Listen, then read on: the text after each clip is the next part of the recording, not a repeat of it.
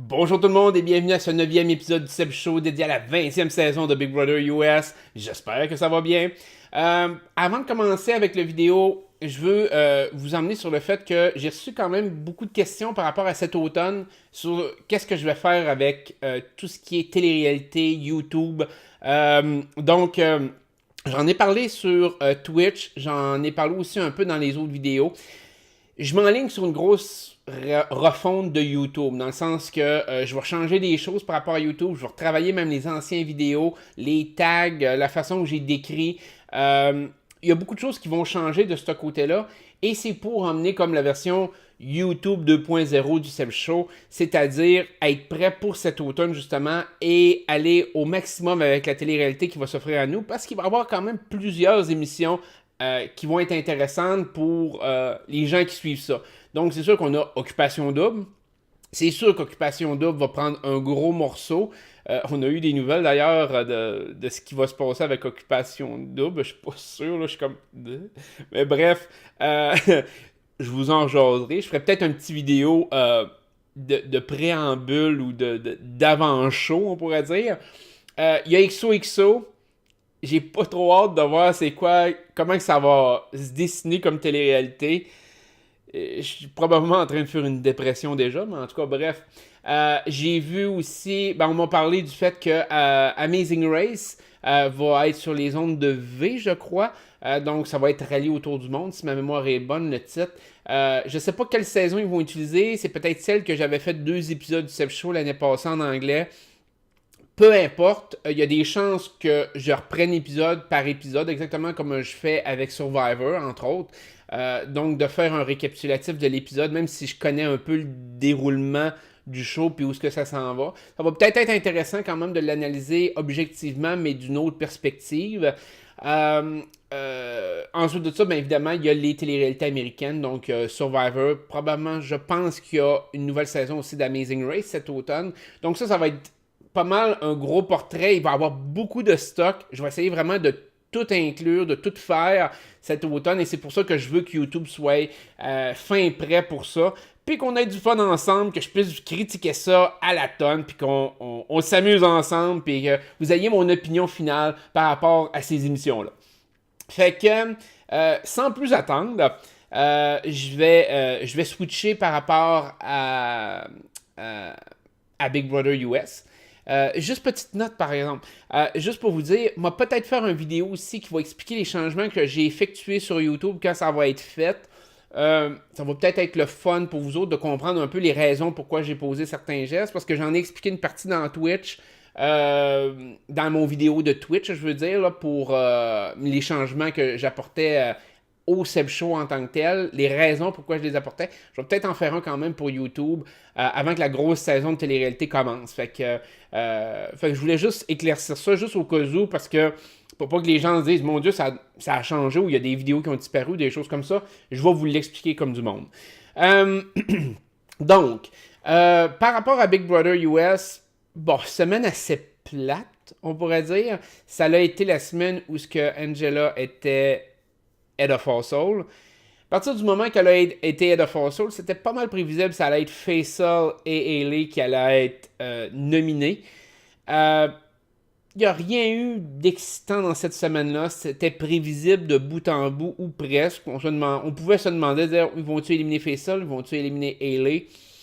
Mais globalement, c'était une semaine très prévisible, à moins que quelqu'un aurait gagné le Power Veto, et même à ça, l'autre partait automatiquement, ou presque.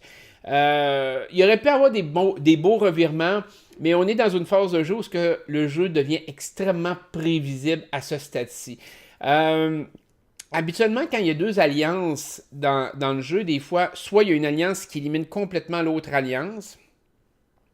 À ce moment-là, le fun commence quand l'alliance plus grosse qui a survécu commence à s'éliminer entre eux. Ça peut être intéressant de ce côté-là. Ou il y a 2 alliances, puis les 2 réussissent à survivre de semaine en semaine en éliminant un joueur chacun de l'autre équipe. Ça aussi, c'est intéressant. On peut penser à Big Brother 6. J'allais le dire en anglais, mais c'est Big Brother 6. Avec, entre autres, Janelle, Howie, Kaser, donc les Sovereign Six, qui s'en étaient pris au culte d'Eric, de Cappy. Ça avait été probablement une des meilleures saisons, on s'entend, là. C'était une saison qui était... je pense qu'il reflète un peu plus ce que les téléspectateurs aiment voir. Parce que cette saison-là était tellement surprenante à bien des points de vue et aurait été tellement, tellement différente. Moi, à mon sens, s'il y avait eu deux choses qui avaient été faites autrement, c'est-à-dire Kaiser qui aurait gagné le HOH en revenant, en se faisant à son retour. Donc, ça, c'est mon lien avec le Battle Back qu'on va jaser un peu dans cette vidéo aussi. Et, ou Howie qui n'aurait pas fait l'erreur de nominer James et sa copine, je ne me rappelle pas son nom, mais donc ça, c'était les deux grosses erreurs des Sovereign Six, parce que probablement que sinon, les Sovereign Six auraient gagné à la fin. Janelle aurait probablement, se serait probablement rendu en finale, aurait gagné facilement. C'était deux erreurs de débutants qui avaient été faites à ce moment-là. Mais bref, je reviens avec Big Brother 20. Faisal a été un épais. Puis la semaine passée, je disais que ça a été un des pires HOH. C'est pas tout à fait vrai. Quand je vous ai dit ça, en fait, je considère que Faisal a été le pire HOH parce qu'il a pris la décision en son âme et conscience en pensant que c'était vraiment le move le plus intelligent. C'est-à-dire qu'il y a des HOH qui ont très mal viré dans l'histoire de Big Brother. L'exemple, oui, qui avait nominé James, c'était un move cave. Il a été influencé, oui a été manipulé par Maggie à ce moment-là et a été, comment je pourrais dire ça, donc, a complètement amené une dynamique qui a fait en sorte qu'il a donné sa parole et oui, étant qui il était, il n'a pas trahi sa parole. Ça a fait en sorte que il a été un mauvais HOH, mais en épais, je pourrais dire. En bon gars. Parce qu'il a fait confiance aux mauvaises personnes. Bon, ok. Mais c'est parce que c'était pas genre, je suis super stratégique, puis j'ai fait le move de la mort ou n'importe quoi. Oui, c'est comme, j'ai donné ma parole, puis je peux pas la trahir. C'est un peu plus dans cette optique-là. Vous en avez eu d'autres aussi. Il y a eu Willy, entre autres, qui avait été un très mauvais HOH, mais encore là, il y avait toute une manipulation en arrière de tout ça, de d'autres joueurs qui a entraîné la chute de Willy. Mais Faisal croyait hors de tout doute que son move était brillant et que ça venait de lui. Donc, je pense que c'est le pire HOH de cette vision-là, de faire comme... Je suis le gars le plus brillant, j'ai fait un move extraordinaire, j'ai osé poser un geste que personne d'autre aurait fait. Alors que dans la réalité, c'était pas ça pantoute, il a eu l'air d'un cave durant toute sa semaine. Et l'aboutissement de cette semaine de marde-là est une autre semaine de marde où ce que dans le fond, c'était une lente agonie, où ce qu'on a vu dans le fond, Faisal et Hayley sur le bloc toute la semaine, puis qu'on savait déjà le résultat, que Faisal allait probablement être éliminé. On a jasé souvent cette saison-ci, mais quand je vous disais, entre quelqu'un, un bon HOH qui sait construire sur son règne de HOH versus quelqu'un qui est complètement épais dans son HOH, ben Faisal a encore prouvé qu'il était épais dans son HOH, donc il a rejoint toutes les autres, puis il s'est fait éliminer tout de suite après.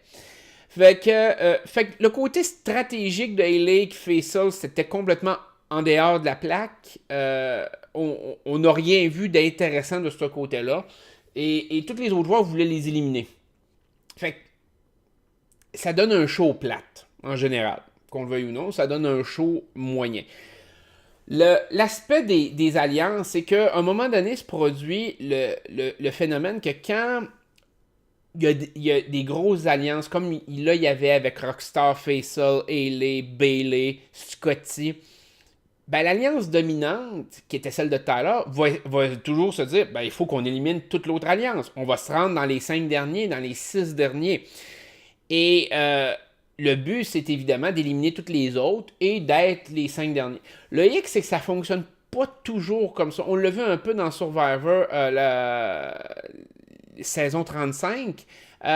C'est que Le but pour un joueur d'une alliance qui se fait exterminer, c'est d'être le dernier de son alliance. On l'a vu un peu avec Will Kirby dans saison 2, qui a été le dernier de son alliance. C'est qu'en étant le dernier de son alliance, là, tu deviens intéressant à ce que les gens viennent te chercher, puis twist de quoi? Parce que le but d'un grand joueur, c'est de s'assurer que tous les autres joueurs croient qu'ils s'en vont loin avec lui. Quand il réussit à faire croire ça, et Tyler est pas loin de ça, là. Quand il réussit à faire croire ça à n'importe quel autre joueur, ça fait en sorte que les joueurs n'osent pas faire un move contre ce joueur-là, n'osent pas l'éliminer. Donc Tyler est proche de ça. Puis ça va être quelque chose qu'on va développer un petit peu. Donc, il y a eu comme exemple Rob Mariano qui l'a très bien fait dans Survivor. Vous avez eu même Coach qui l'avait réussi aussi dans Survivor, dans une certaine mesure, en étant sûr qu'il allait gagner. Finalement, il avait perdu. La seule ombre à son tableau à lui, c'est qu'Ozzy gagnait toujours toutes les compétitions une par une. Puis Coach est venu très près d'avoir Ozzy à côté de lui en finale et de perdre avec un vote unanime, là, ça aurait été probablement ça. Malgré tout, Coach avait perdu pareil, mais il peut toujours arriver des situations de même. Sauf que dans la situation actuelle, le problème que Tyler a, c'est que d'autres joueurs commencent à se poser des questions s'ils veulent vraiment les amener à la fin. Et ça, c'est dangereux pour Tyler. Là, avec son showman, c'est avec Angela, les gens commencent à le remarquer. On a vu des discussions de JC, de Brett, de même Sam, qui commencent à se poser des questions par rapport à « Ouais, mais Tyler, il risque d'emmener Angela à la fin. » Même Casey devrait être dans sa tête à une place de faire comme si je suis dans les 3 derniers avec eux autres, je vais avoir les 2 qui ont gagné des HOH, des veto à la planche durant toute la saison contre moi. Moi, je ne prendrais pas ce risque-là. Sincèrement, moi, je ne prendrais pas le risque. J'essaierais de le voter out. Et là vient l'aspect que le joueur restant de l'Alliance qui a été exterminé devient importante. Parce que peu importe c'est qui reste, ça fait en sorte que ce joueur-là peut être utilisé pour un vote, peut être utilisé en tant que HOH, peut être utilisé à plein de choses différentes pour péter un potentiel groupe plus petit, une alliance plus petite. Et là, les joueurs sont en train de remarquer vraiment qu'il y a une alliance beaucoup plus solide entre Casey, Angela et Tyler. Ce qui met Tyler dans l'eau chaude à l'heure actuelle. Parce que les gens continuent de croire ce qu'il dit. Mais ils n'ont pas totalement confiance sur le fait qu'il va respecter sa parole. Parce qu'il a l'air amoureux avec Angela, il a l'air trop proche des 2 filles. Et là, ça crée un certain conflit. Et ça, c'est en train, tranquillement pas vite, de faire son idée. Ça le faisait la semaine passée. Là, ce qui est arrivé, c'est qu'il y a eu le Battle Back. Et là, ça a créé une autre semaine d'agonie qu'on va jaser la semaine prochaine. Mais ce que je veux dire, c'est que le Battle Back nous a ramené à case départ. Autant que là, les pièces étaient en place pour qu'il y ait peut-être un coup d'éclat cette semaine. Peut-être qu'il n'aurait pas eu, vu que c'était à l'heure de toute façon qu'il a gagné le HOH. Je vous fais un petit spoiler comme ça pour ceux qui ne l'ont pas suivi. Mais en tout cas, bref. Mais ça n'aurait pas changé la donne, vu que c'est lui qui a gagné le HOH. Mais si ça n'avait pas été lui, là, les revirements de situation se seraient provoqués s'il n'y avait pas eu le Battle Back. Sauf qu'en ayant un Battle Back, il ramène un joueur de l'autre alliance qui a été Scotty. En ramenant Scotty, on vient au point de départ que l'autre alliance a encore 2 joueurs. 2 joueurs, c'est trop. Pour n'importe quelle personne qui veut risquer, qui veut faire un move, il ne voudra pas y aller avec une alliance de 2. Une alliance de 2, c'est dangereux. C'est 2 personnes qui peuvent gagner le HOH, c'est 2 personnes qui peuvent gagner le veto. Ça peut venir gosser. Fait que on a une semaine d'agonie qui entamait une autre semaine d'agonie. Le Battle Back a été mal placé par la production, en mon sens. C'était un moment où ça donnait pas grand-chose, à moins qu'un des 2 de l'alliance minoritaire gagnait le HOH. C'était la seule et unique possibilité que ça pouvait créer quelque chose. Et malgré tout, ça ne créait pas la merde qu'on aurait eue si, exemple, c'était quelqu'un d'autre comme Brett, comme JC, comme Sam, qui aurait été HOH. Des gens qui se sentent inconfortables par rapport à Tyler et Angela, qui vont peut-être faire un move et créer un éclatement de cette alliance-là. Fait que l'analyse que j'en fais, c'est que jusqu'à maintenant, cette saison-ci, toutes les twists de la production ont, en mon sens, pas fonctionné. Toutes les twists ont été mal amenés au mauvais moment, de la mauvaise façon. Et on va peut-être en faire une analyse plus profonde à la fin de la saison, dépendamment qui gagne. On va regarder, bon, c'est quoi qui s'est passé. Mais toutes les twists ont amené plus de déception et de prévisibilité que d'imprévisibilité. Et moi, je ramène toujours au coup d'état que Jeff a eu dans une saison précédente. Jeff l'a utilisé et ça l'a créé vraiment quelque chose de différent. Ça l'a fait éclater la saison et la saison a pris une autre tournure complètement avec ce pouvoir-là. Cette saison-ci, au contraire, ça l'a comme réconforté les alliances et ça l'a pas rien emmené en termes de marde. Parce que les twists à la base, c'est pour créer de la marde. Et on s'en parlait au début de la saison, les applications que les gens pouvaient choisir, c'était 5 applications, je pense. 4 ou 5, je me rappelle pas. La personne n'avait même pas la possibilité de lire la description avant de le prendre. Et juste ça, c'était épais. Parce que juste avoir lu la description, ça aurait pu influencer la façon que la personne l'aurait utilisé. En choisissant de façon aléatoire, en ne sachant pas ce que ça donnait, ben tu pouvais peut-être l'utiliser, mais ça ne servait peut-être pas non plus. Fait que l'analyse des twists, on va la faire présentement. C'est un peu, c'est bizarre, hein? C'est comme l'équivalent du Ghost Island de Survivor 36. Ghost Island, qui devait être la twist de la mort, s'est avéré complètement inutile, voire plate à mourir. Ben, les twists de cette saison-ci sont plates à mourir. Tu sais, je veux dire, comme je dis, les twists devraient créer l'éclatement du groupe et créer la zizanie dans le groupe. Quand ça réconforte les joueurs, puis que finalement tout le monde s'assied sur son stick, puis attend juste l'élimination, ben tes twists n'ont pas marché. Fait que, mauvaise façon de gérer les joueurs cette saison-ci. Le Battle Back. Là, ça, c'était le dernier point que je voulais vous jaser parce que je m'éparpille un peu cet épisode-ci pour la simple et bonne raison que, moi, et franc, j'avais pas grand-chose à dire. J'avais pas grand-chose d'écrit. Et je pense que c'est l'épisode de Big Brother que j'avais le moins de stock ever que j'avais écrit. Là. En termes de notes, d'habitude, j'ai 4-5 pages. Je start avec plein de notes, puis il faut que je coupe, puis là, j'intègre. Puis là, j'avais même pas une page de notes. Ça vous donne une idée, là. C'est comme... Fait que ça montre à quel point, aussi loin dans le jeu, que je ne sois pas capable de vous en dire plus, parce que vraiment, c'est une semaine vide. T'sais, au point où ce que moi, j'étais... d'habitude, je check souvent les nouveautés, ce qui se passe dans la maison, les trucs, s'il y a eu de quoi un changement, si les alliances ont discuté d'eux. La semaine passée, je pense que je sautais des journées complètes, je checkais même pas, puis je m'en foutais un peu. C'était tellement prévisible. Il n'y avait rien qui se passait, il n'y avait aucun wow, man, ça peut peut-être créer quelque chose. C'était banal comme ça n'avait pas de sens. Fait que autant que la première moitié de la saison de Big Brother a été explosée dans une certaine mesure, il y a eu des gros revirements de situation, autant que là, on est comme dans un stade de OK, bon, ben ça, là, c'est l'agonie de l'Alliance qui reste.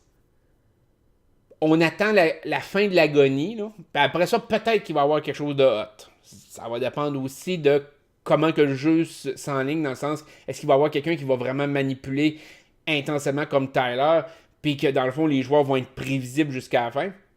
Possible, ça se peut. C'est fort possible. Fait que, bref, je vous amène sur le Battle Back, parce qu'on en a jasé un peu la semaine passée aussi. J'ai toujours considéré que c'était une mauvaise idée. OK?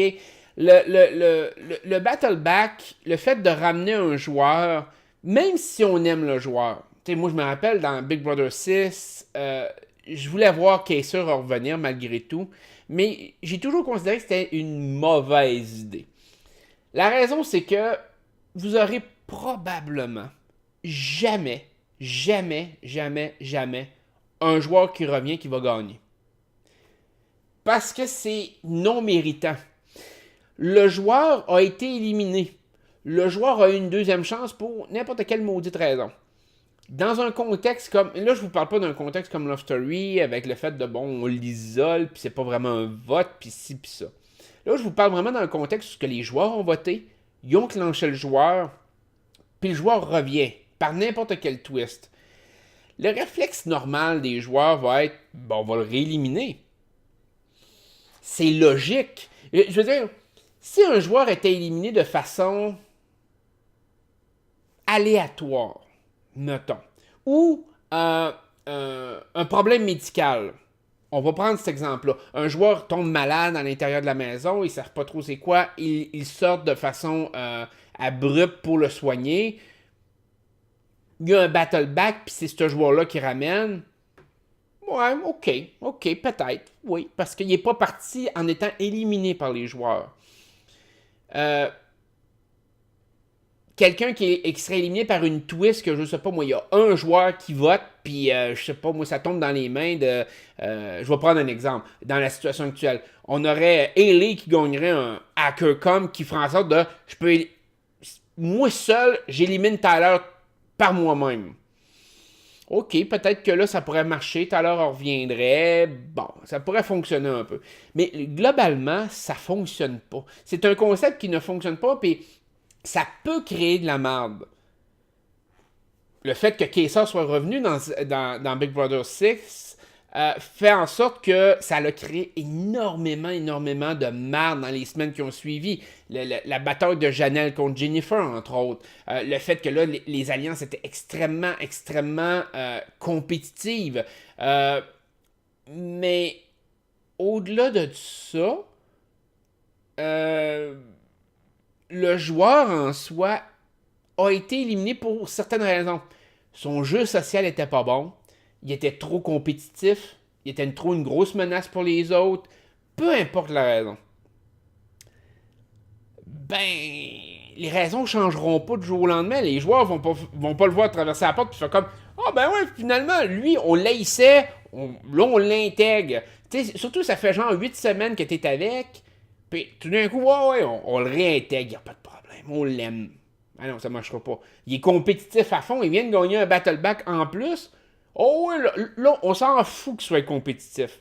Mais non, il n'y a personne qui va penser ça. Puis on peut prendre l'exemple de Victor dans une des saisons précédentes qui a gagné, qui est revenu dans le jeu 2 fois. Pas une, 2 fois dans la même saison, qui a gagné des HOH, qu'il a fallu qu'il se démène. Mais il s'est quand même pas rendu à la fin. C'est plate, mais c'est comme...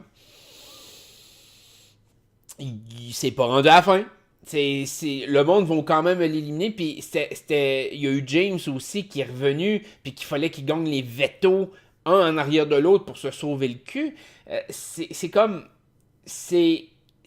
Premièrement, c'est pas à l'avantage pantoute du jeu en soi. Ça crée pas tant grand chose. Si on regarde l'histoire de tous les joueurs qui sont revenus dans le jeu, ça n'a pas tant créé. Je pourrais dire peut-être une fois sur 5.